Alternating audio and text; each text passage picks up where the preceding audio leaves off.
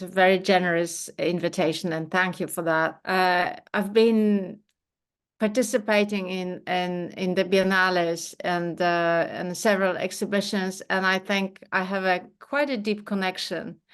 Obviously, I'm not from there, and I'm not familiar with all the specificities, but I feel that there is a link. There is a deep link somewhere inside of me with your culture. So I will be very, very happy to work in the conditions that are set. The installation that I'm going to work on is called Rhizopolis, which is a city of roots. And it is an immersive, large-scale installation that doesn't have an outside. It just has the inside, which you enter. And it is a dark, kind of a nourishing space because it has a smell. In a sense, you enter the inside of the underbelly of the forest, meaning you go under the forest in the space of the roots, which you normally can only imagine.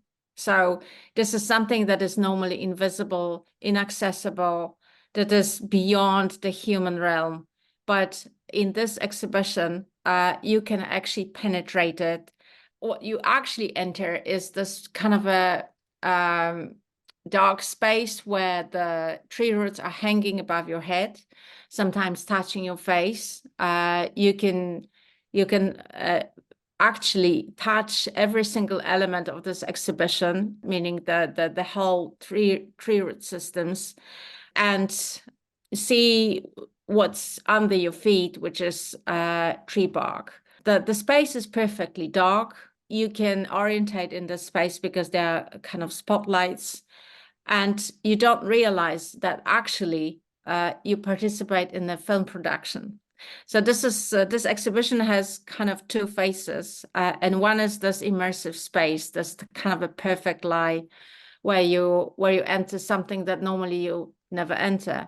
And on the other hand, at some point you realize that there is a way out and that you're observed. And you're observed not by humans, but by two cameras, which project the image of you lost in this city of roots in the adjacent room. So you go there and you see yourself because the image is delayed by 2.5 minutes. And then it is disclosed that this is not only the science fiction future image, but also this is a film production in which you participate.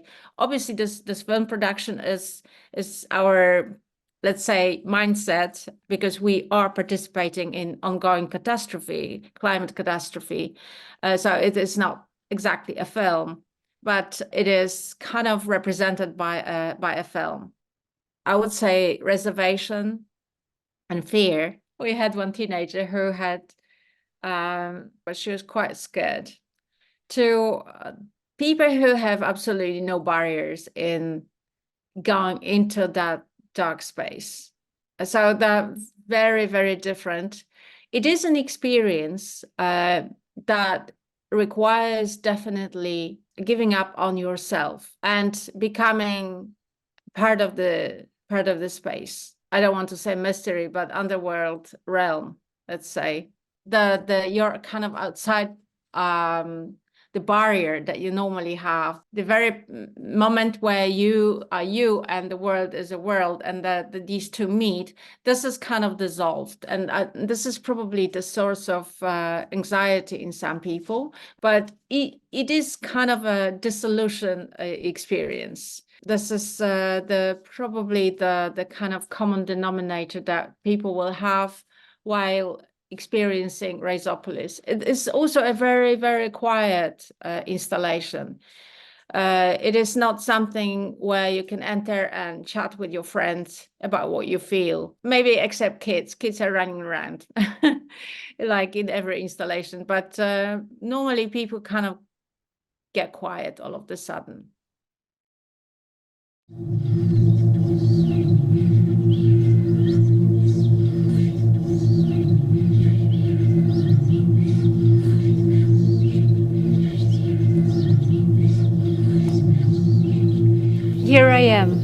in Rhizopolis.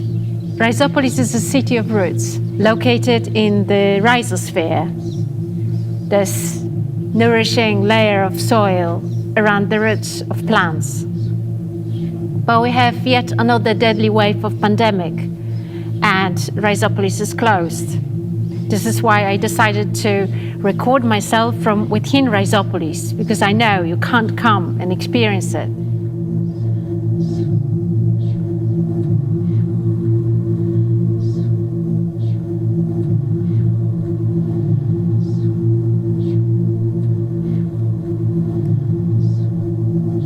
It is very quiet here, quiet and dark and moist, actually. And it was so dark when I entered that I didn't quite know where I was or what's above me.